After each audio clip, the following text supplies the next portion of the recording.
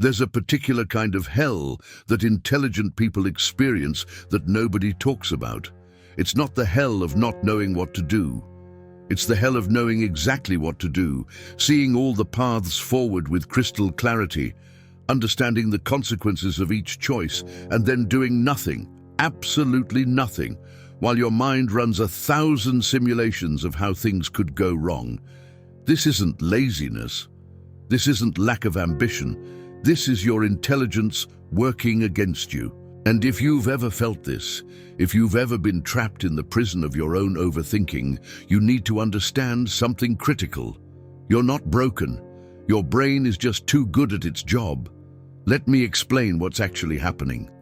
When you're presented with a decision or an opportunity, your prefrontal cortex, the part of your brain responsible for complex thinking and planning, lights up. For most people, this activation is moderate.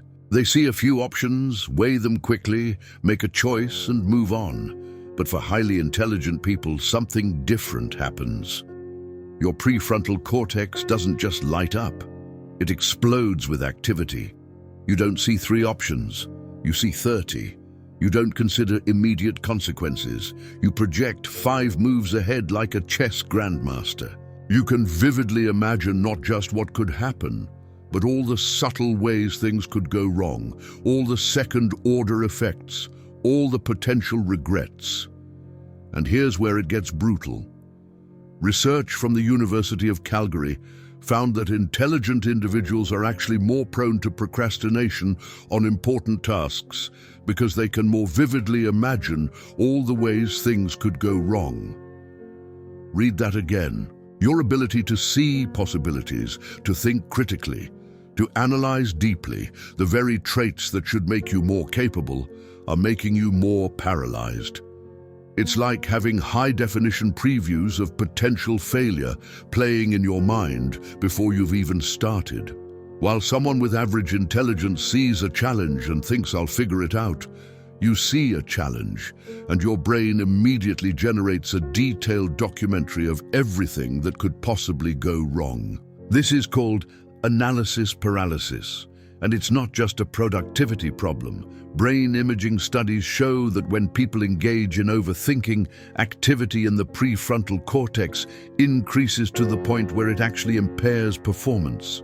Your brain is working so hard, thinking about the task, that it has no resources left to actually do the task.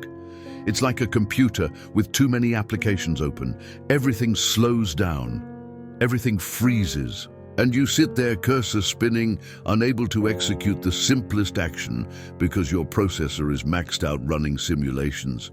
But there's something even more insidious happening beneath the surface. Something that nobody wants to admit because it cuts too close to the bone. Your overthinking isn't just about being thorough. It's not just about being careful. It's a sophisticated defense mechanism. And the thing it's defending against is the possibility that you might try your best and still fail.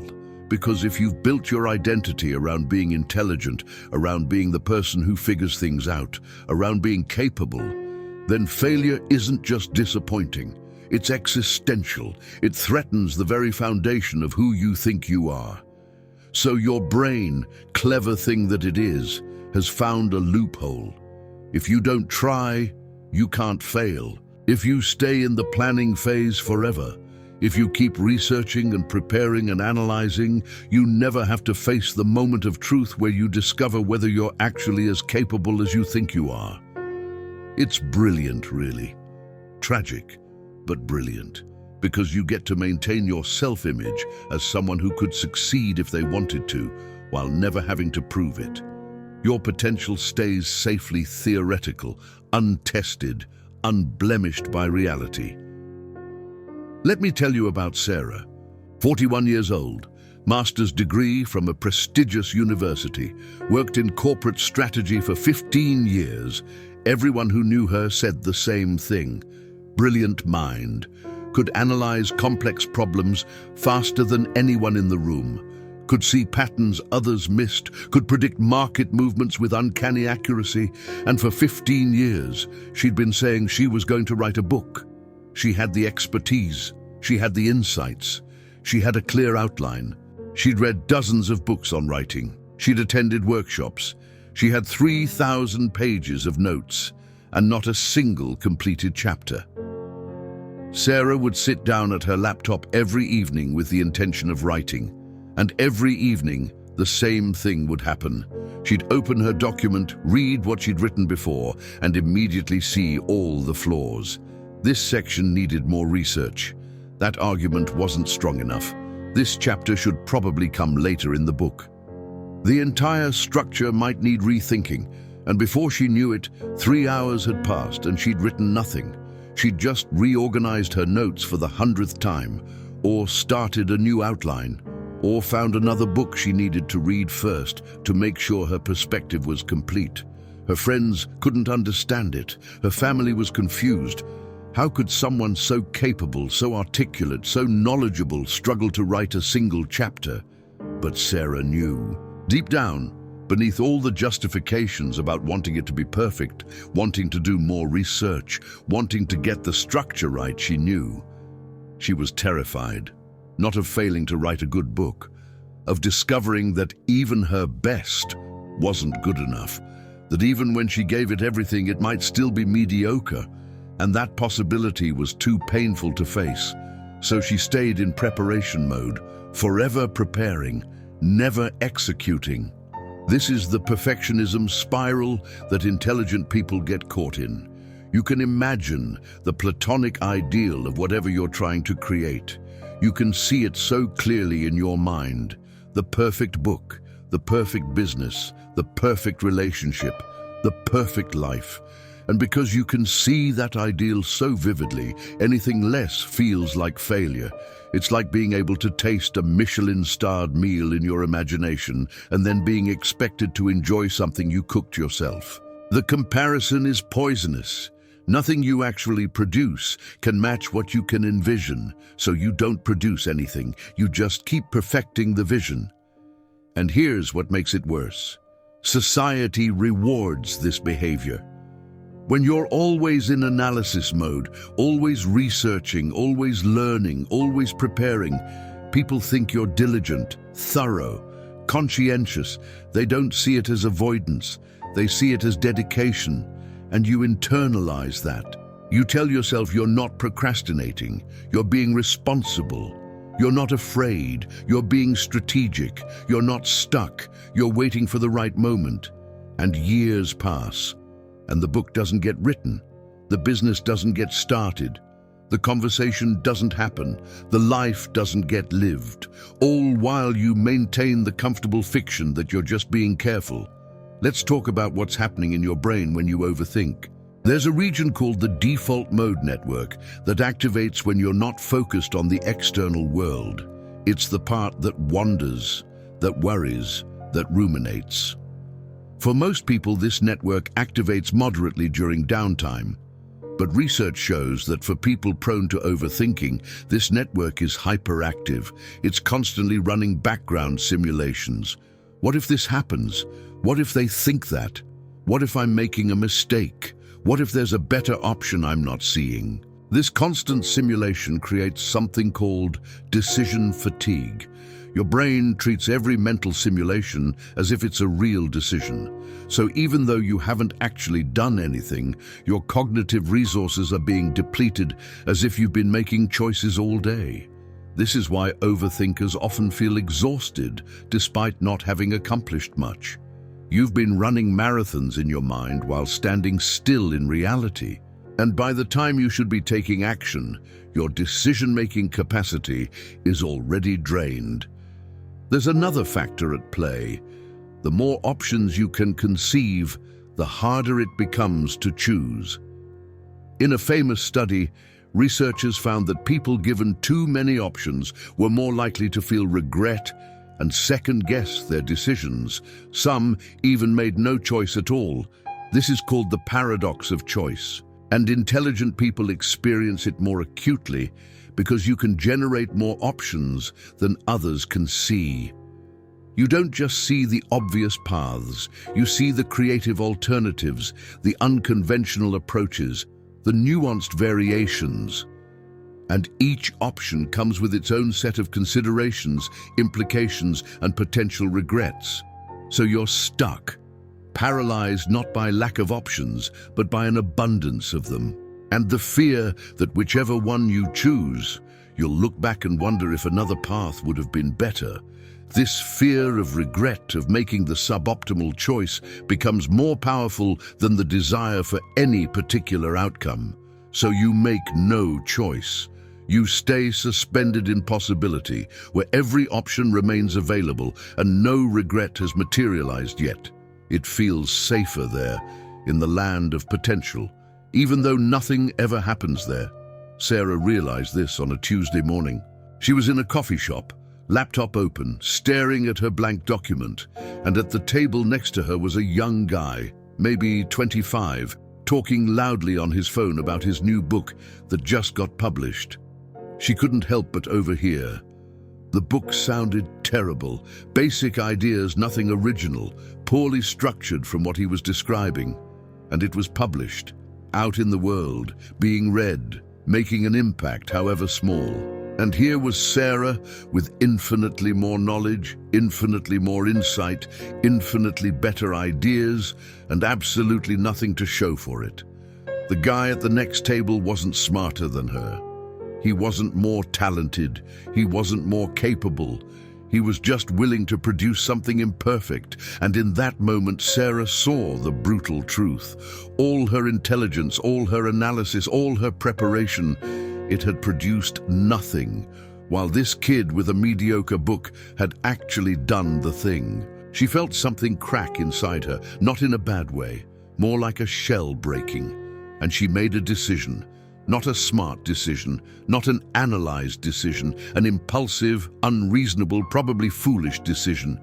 She was going to write one page, not a good page, not a perfect page, just one page of whatever came out, and she was going to do it right now before her brain could talk her out of it. So she did. She closed all her research. She ignored her outline. She just started typing. Stream of consciousness. No editing, no second guessing, just words on a screen.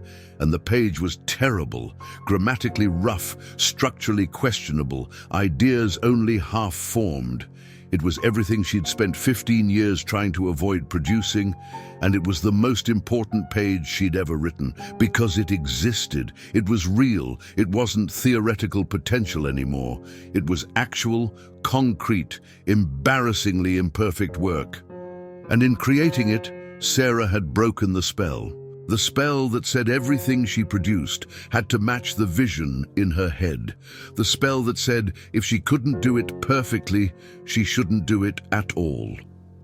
The next day, she wrote another page. Still not editing, still not letting herself overthink.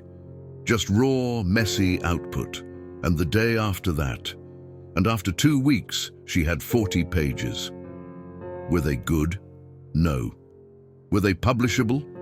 Absolutely not. But did they exist? Yes. And that was everything. Because once you have something real, however imperfect, you can improve it, you can shape it, you can refine it, but you can't improve nothing. You can't refine air. Perfection isn't where you start, it's where you might eventually arrive after countless iterations of imperfect work. This is what intelligent people don't understand. You think the work should be good from the start. That if you think about it enough, plan it enough, prepare enough, you'll be able to execute it well the first time. But that's not how creation works. That's not how anything works. First drafts are supposed to be terrible. First attempts are supposed to fail. First versions are supposed to be embarrassing. That's not a bug, that's the feature. That's how you learn. That's how you improve. That's how anything good eventually gets made, through the accumulation of many imperfect attempts. But your intelligence blinds you to this, because you can see the gap between what you want to create and what you're capable of creating right now. And that gap is painful. It feels like failure, so you avoid it. You stay in your head where everything is possible and nothing is tested, where you can maintain the illusion that you could do it if you wanted to, that you're just choosing not to right now. that you're waiting for the right time. But the right time is a myth. There is no moment when suddenly everything aligns and creation becomes easy.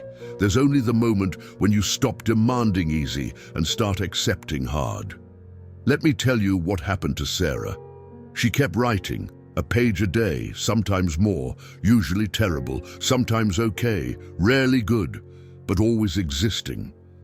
And after 6 months, she had a draft. A messy, inconsistent, deeply flawed draft. And she did something that would have been unthinkable a year before. She showed it to someone. Not someone qualified to judge it, not an expert, just a friend who read books. And her friend said it was interesting, not brilliant, not revolutionary, interesting. And that word, that simple, mediocre word, was more valuable to Sarah than any amount of potential had ever been. Because it was real feedback on real work, not theoretical, real. She revised, she rewrote, she got more feedback, she revised again. And a year after writing that first terrible page, she had a manuscript. A completed manuscript that she actually sent to publishers. And it got rejected over and over, 23 rejections, and each one hurt. But here's what Sarah discovered. Rejection of real work hurt less than the constant anxiety of potential unvalidated. When you try and fail, at least you know. You have information. You can learn. You can improve. You can try again with better knowledge. But when you never try, you're just stuck in this endless loop of maybe. Never knowing, never learning, never progressing. Just simulating forever. On the 24th attempt, a small publisher said yes. Not a big deal, not a huge advance, not going to change her life, but the book got published, and it's out there. Imperfect, flawed, definitely not the masterpiece she'd envisioned 15 years ago, but real, actual, existing. And Sarah told me something profound. She said the book itself wasn't the victory. The victory was killing the person she used to be, the person who had to be perfect. The person who couldn't start until everything was right. The person who stayed safe in potential. That person had to die for the book to exist.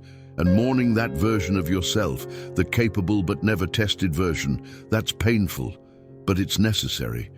This is what you're actually afraid of when you overthink. You're afraid of becoming ordinary. Of discovering that without the protective barrier of perfectionism and endless preparation, you're just another person trying their best. Not exceptional, not special, just human. And if your identity has been built around being the smart one, the capable one, the one with potential, then being ordinarily human feels like death.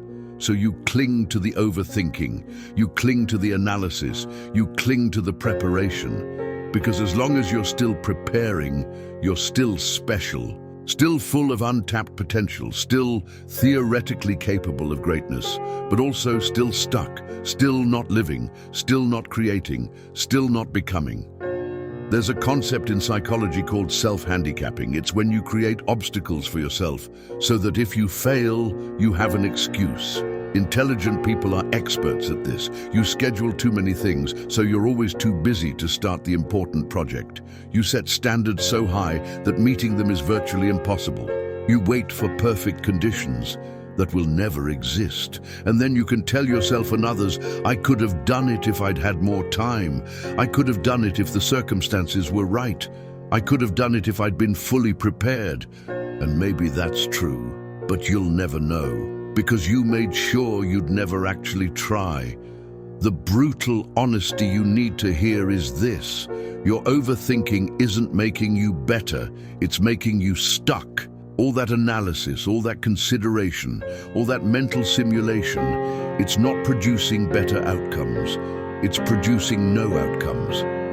The person who starts with an imperfect plan and adjusts as they go will lap you every single time. Not because they're smarter, not because they're more talented, but because they're in motion. They're collecting real feedback from reality instead of theoretical feedback from simulations. They're learning what actually works instead of what theoretically should work.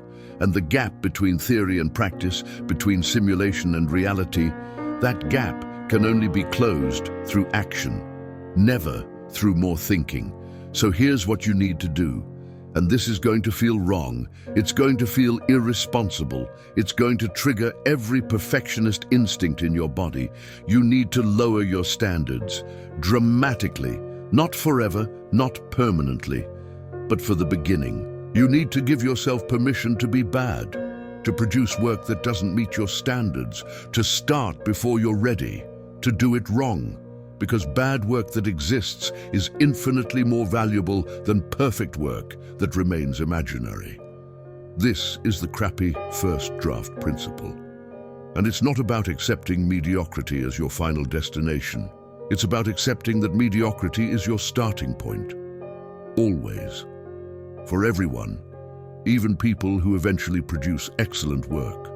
They all started with terrible first attempts. The difference between them and the people who never produce anything is not that their first attempts were better. It's that they were willing to create terrible first attempts. They understood that you have to go through bad to get to good. There's no shortcut. No amount of thinking will let you skip the bad phase. You have to earn good through repetition, through volume, through the accumulation of many failures. Let me give you a practical framework. It's called the 10-minute rule. When you're overthinking something, when you're stuck in analysis paralysis, you commit to just 10 minutes of imperfect action. Not perfect action, imperfect. You set a timer for 10 minutes and you do the thing badly, write badly, code badly, paint badly. Whatever the thing is, you do a bad version of it for 10 minutes. And here's the magic. 10 minutes is short enough that your brain doesn't freak out. It doesn't perceive it as a real threat. It's just 10 minutes. What's the worst that can happen in 10 minutes? But once you're in motion, once you've actually started, the resistance drops. The psychological barrier was in starting. Once you're moving, staying in motion is easier. And something else happens. Once you have 10 minutes of imperfect work, your brain shifts modes. It stops running simulations and starts problem-solving reality. The questions change from what if to how do I? What if this doesn't work becomes how do I make this better? What if people hate it becomes how do I improve it? The difference is everything. What if questions keep you stuck? How do I questions move you forward? But you can only access how do I questions by producing something real to work with. There's another technique called structured procrastination, and it's brilliant precisely because it works with your nature instead of against it. The idea is simple. You make a list of tasks, but you intentionally put the most important task at the top and the moderately important tasks below it. Then you procrastinate on the top task by doing the other tasks. You're still avoiding the main thing, but you're being productive in your avoidance. And eventually, you build enough momentum with the smaller tasks that the resistance to the main task decreases. It's not about forcing yourself to do the hard thing. It's about tricking yourself into readiness by doing adjacent things. But let's address the deeper issue. The reason these techniques are necessary in the first place. You need to separate your worth from your work. Right now, they're fused. Your identity is wrapped up in being capable, being intelligent, being exceptional. So every task becomes a referendum on your value as a person. If you fail at the task, you've failed as a person. If the work is mediocre, you are mediocre. This fusion is what makes starting so terrifying. Because you're not just risking a bad outcome, you're risking your entire sense of self. You need to create space between I produced bad work and I am bad, between I failed at this attempt and I am a failure, between I don't know how to do this yet and I am incapable. That space, that gap between your actions and your identity, that's where freedom lives. That's where experimentation becomes possible. That's where you can try things without existential risk. Because you understand that what you produce is not who you are. It's just what you produce today with the skills you have today, in the circumstances of today. Tomorrow you'll produce something different, better in some ways, worse in others. And none of it defines your fundamental worth as a person. This is hard for intelligent people to accept because your intelligence has always been your identity. It's how you understood yourself. It's how others saw you. It's your value proposition to the world. So the idea of producing unintelligent work, of doing something badly, feels like betraying your core self. But here's the truth. Intelligence without execution is just potential, and potential is only valuable if it eventually becomes actual. A brilliant idea that stays in your head is worth less than a mediocre idea that gets implemented, because the mediocre idea that exists can be improved, can be tested, can be refined into something better.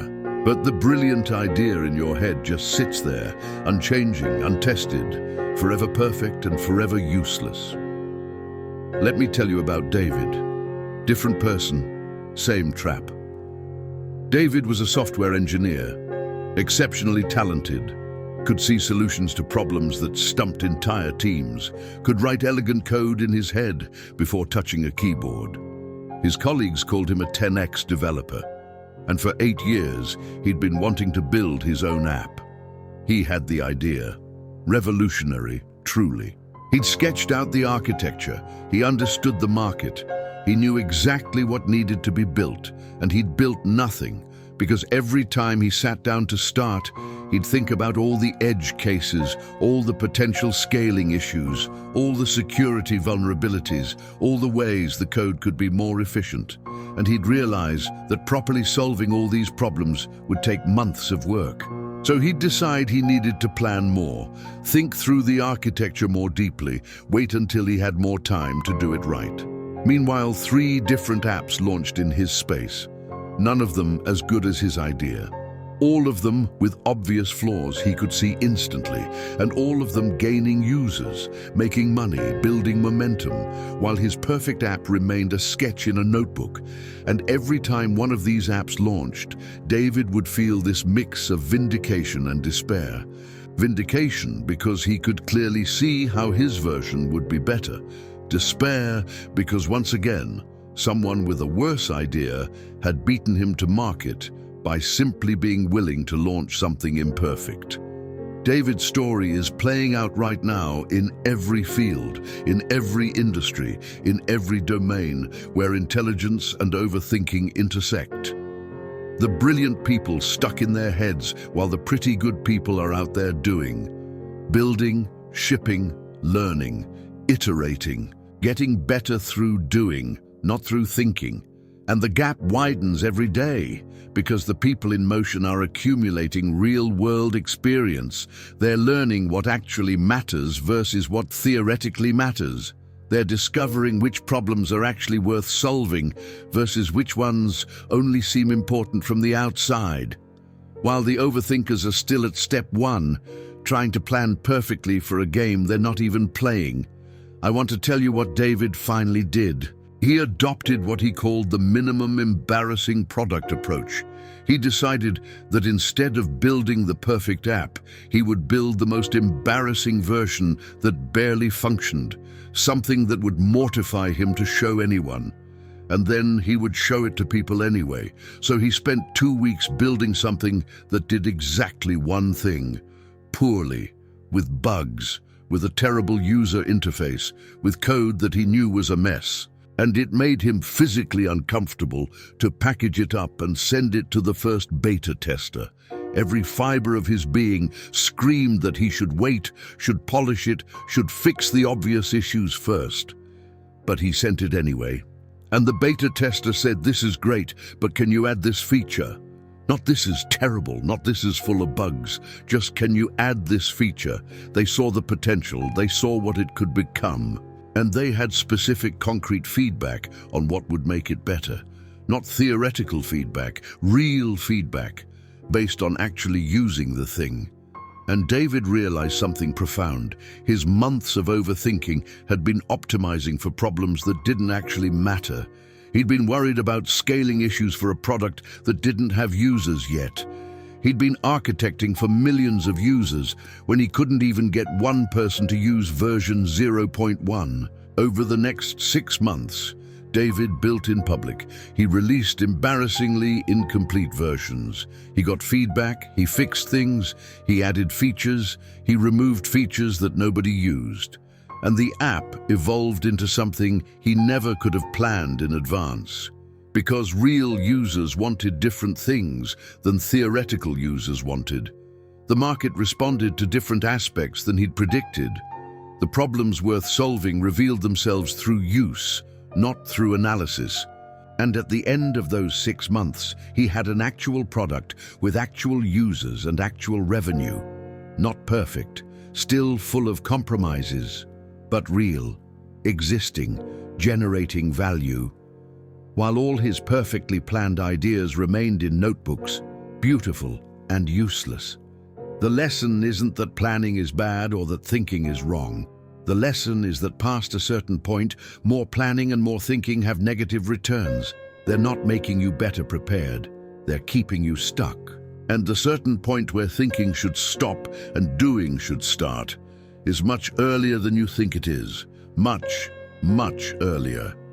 You don't need 70% of the information. You need 40%, and the willingness to figure out the rest as you go.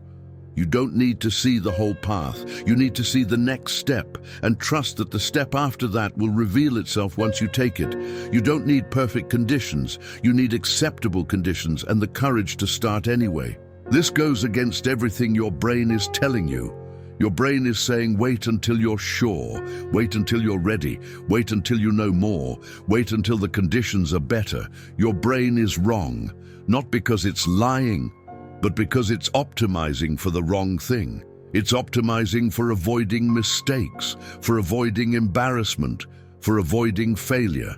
And in doing so, it's guaranteeing the biggest failure of all, the failure to try, the failure to become, the failure to actualize any of that potential you've been protecting so carefully. You need to understand something crucial. Failure from trying is recoverable. You try, you fail, you learn, you adjust, you try again. That's a cycle. That's how everyone who ever accomplished anything got there, not by avoiding failure, but by learning from it. But failure from never trying is permanent. There's nothing to learn, no adjustment to make, no next attempt to improve on. You just stay frozen, forever wondering what could have been. And the time compounds, years turn into decades, and the voice in your head shifts from, I'm going to do this, to I wish I had done that. From potential to regret.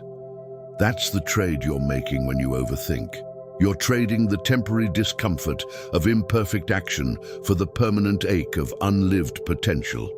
Here's what I want you to do, right now, before you can talk yourself out of it. Think of the thing you've been overthinking, the project, the conversation, the decision, the action, the thing that you know you should do, but you've been analyzing to death. Picture it clearly. Now I want you to identify the absolute minimum version of that thing, not the good version, not the version you'd be proud of. The minimum, the version that would barely count, the version that would embarrass you if anyone saw it. What's the smallest, simplest, most incomplete version you could possibly produce? For Sarah, it was one terrible page.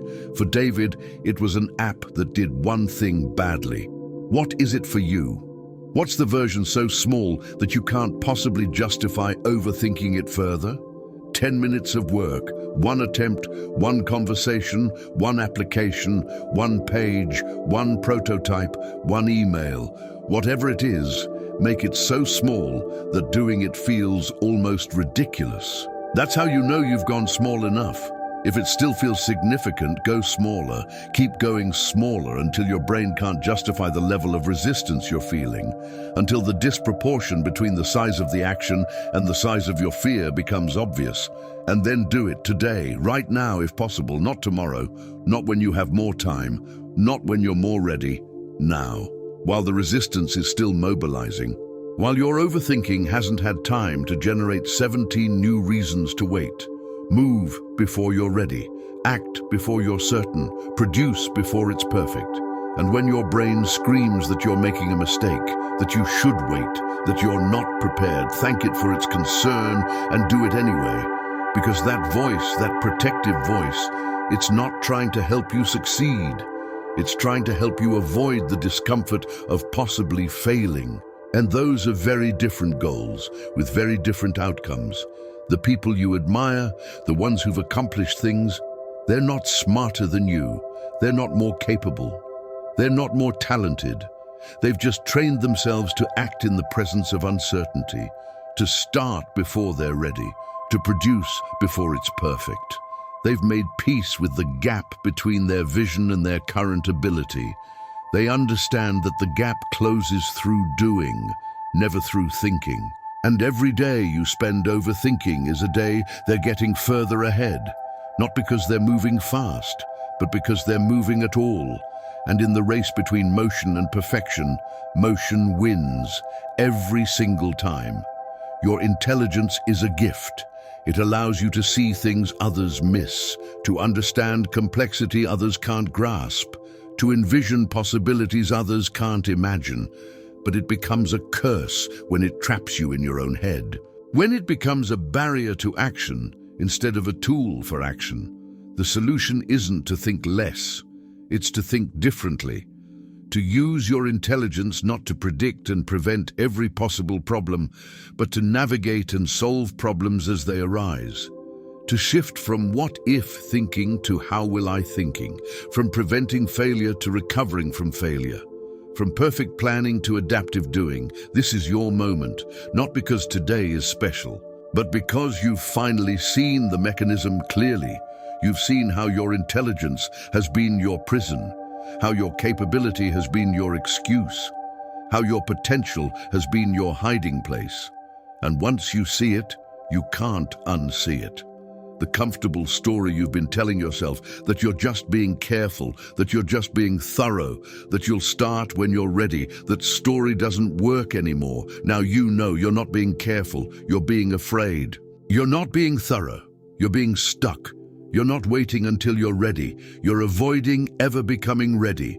And that knowing, that brutal, honest knowing, that's your doorway to change. Walk through it.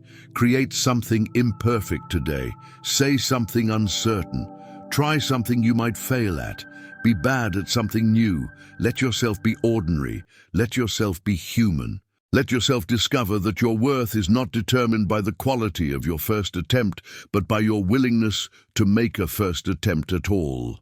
That's the trade. Your perfectionism for your progress. Your comfort for your growth, your potential for your actual. Make it now, before your brain talks you out of it, before you find another reason to wait, before you generate 17 more what-if scenarios. Act now. Everything changes.